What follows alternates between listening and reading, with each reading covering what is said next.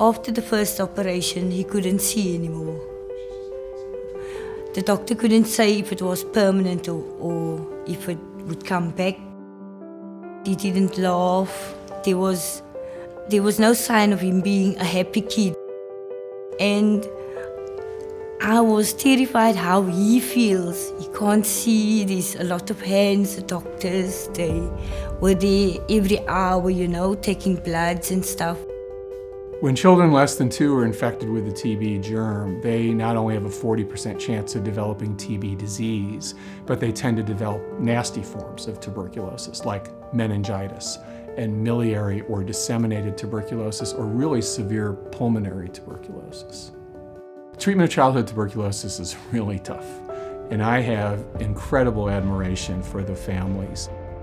So many of the TB tablets currently available in South Africa is only available in big dosages. And this is often a huge problem in the very small infants because it means that we have to break the tablets in halves or even in quarters to actually administer the correct dose to the baby. And the mums often struggle with this.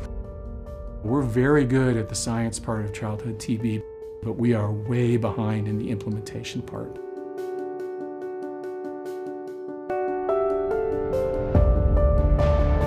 TB Alliance's mission is to develop shorter, affordable, and improved treatments for tuberculosis for all people.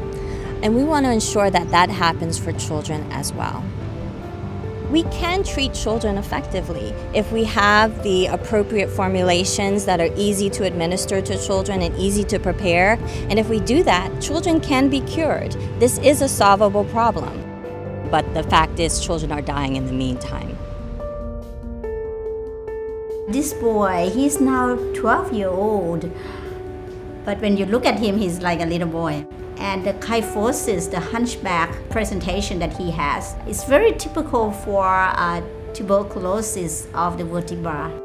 His parents died. Nobody knows what did they die from.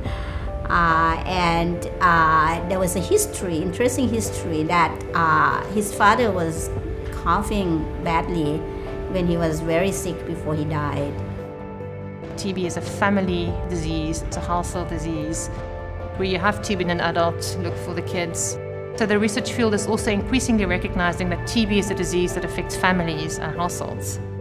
We have been treating him for 18 months now. His general condition is great. The only problem we cannot fix is the destruction on the bone.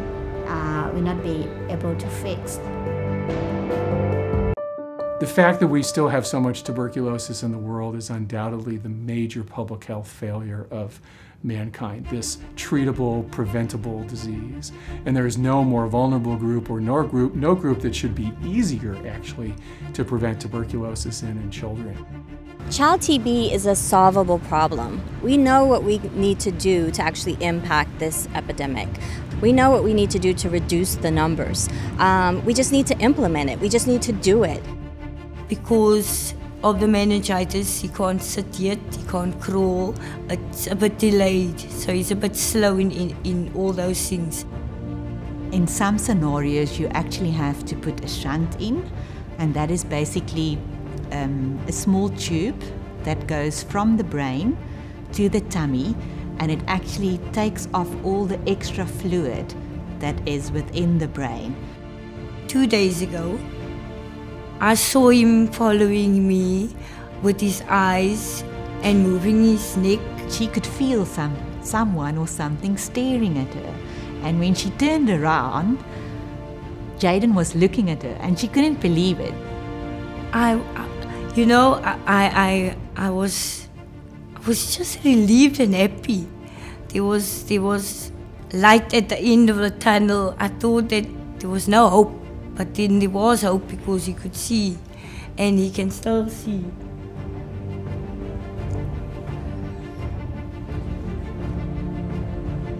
A child can get very severe forms of tuberculosis, so we want to avoid that and we want to prevent that. And the easiest way to prevent that is to have appropriate medicines for children that are easy to take, that are easy to prepare. This is a problem that we can impact. This is a problem that if we do it right and if we put the right efforts behind it, we can solve this, we can impact this, and we can really save lives.